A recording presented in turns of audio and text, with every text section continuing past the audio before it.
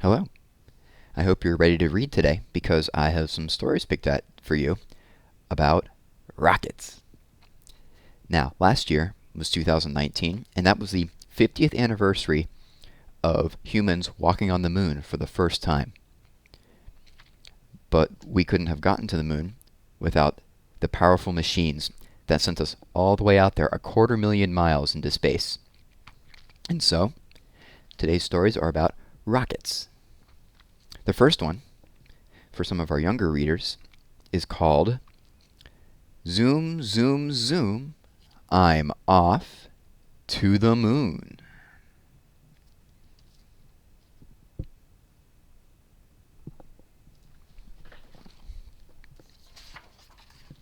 Zoom, zoom, zoom, I'm off to the moon.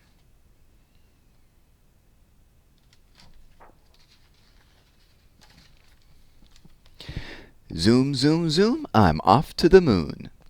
Up, up, and away, I'm leaving today.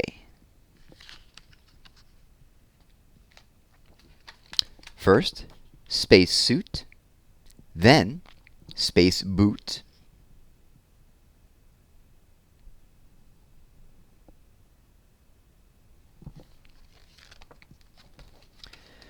Strapped inside, I'm ready to ride.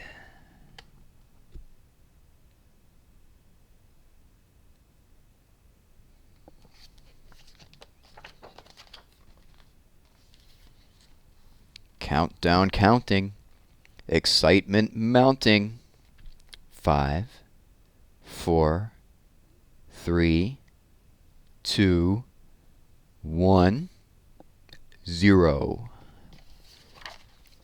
Liftoff. Boosters blast. Moving fast. Engines roaring. Rockets soaring.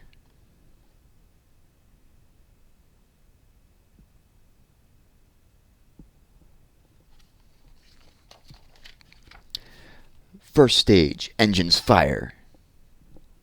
Second stage, flying higher. Third stage, engines tire.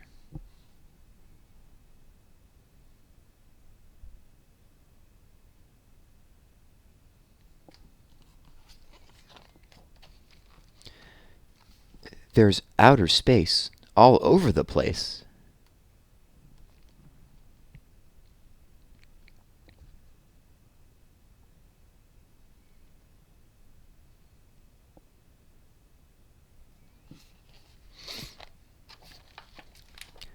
Floating around without a sound.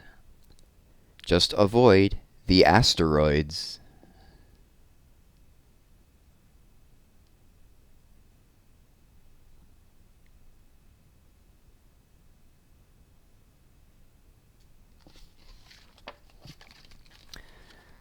Landing gear, I'm finally here. Lunar rover driving over. Moon rocks in a box.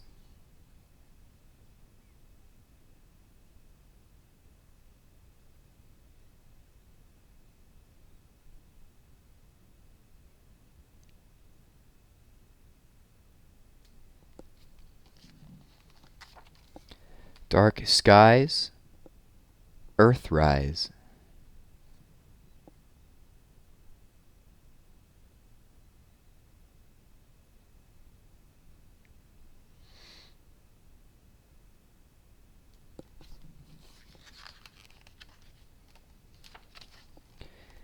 See you later, lunar crater.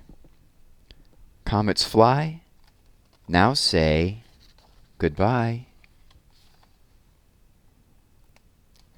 Lights winking, panels blinking, buttons and dials count the miles.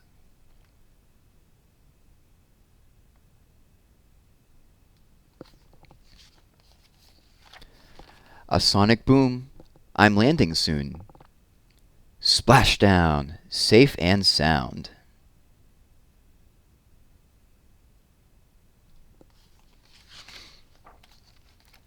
Across the nation, celebration.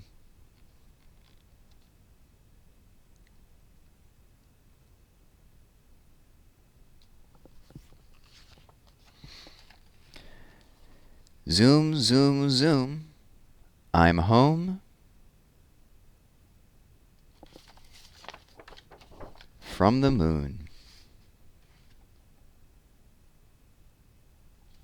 The end. You can tell that one was very well loved at some point in its life.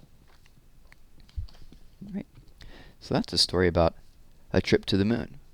But, and obviously a fictional one, but even the real trips to the moon could not have happened without the work of some really dedicated scientists.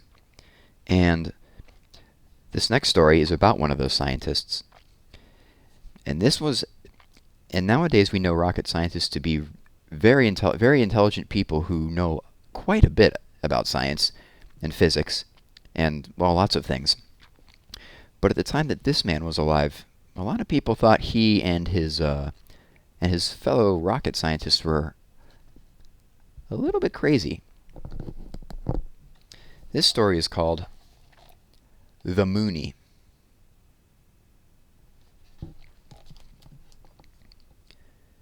The launching tower gleamed in the July sunlight. As far as the professor could tell, his rocket was ready to be launched. But would it be powerful enough to get off the ground? And would the instruments in its nose capsule survive their trip back to Earth? These were questions the professor could not answer. He would have to wait and see. "All set?" he yelled to his assistant. The assistant nodded. "Then let her go," the professor shouted. The assistant moved cautiously toward the launching tower. He touched a flame to the rocket's tail. With a burst of orange fire, the fuel ignited. The rocket sat on the flames for an instant, as if hesitating. Then, with a roar, it pushed its way to the top of the launching tower. It leaped into the air and climbed steadily, higher and higher. With excitement, the professor watched as the rocket started to nose over. Then, just as he had planned, a tiny parachute popped out of the rocket's nose capsule and carried the instruments gently downward. As the nose capsule settled down to Earth, the rest of the rocket sped across the sky until the fuel gave out. Then it fizzled and dropped to the ground with a thud. The professor ran to the spot where the nose capsule had landed. "It looks as if the instruments are undamaged," he shouted.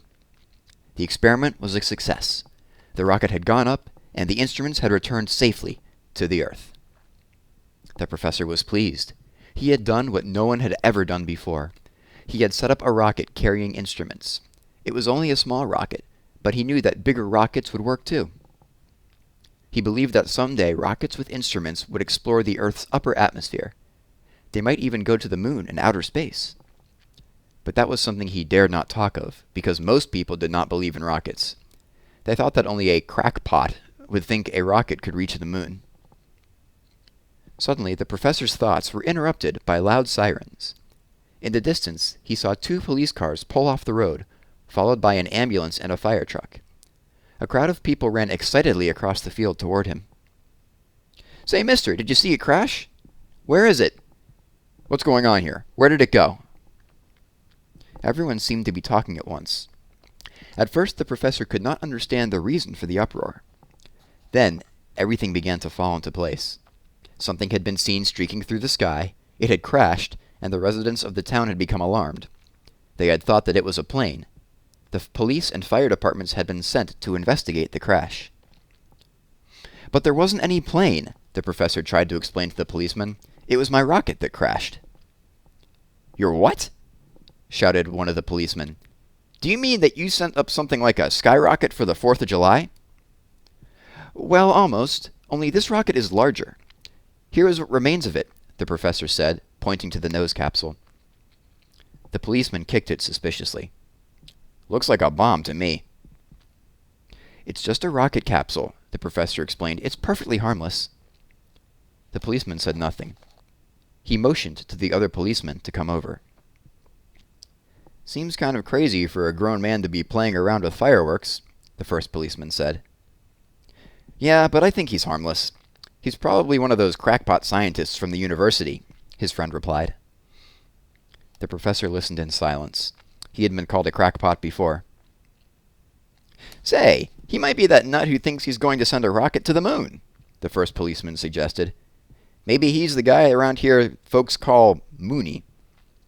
He turned to the professor. "Professor, do you think your rocket will go to the moon?" The professor braced himself. He had heard that question before, and he hated to answer it because no one understood. People usually thought he was crazy. He chose his words carefully.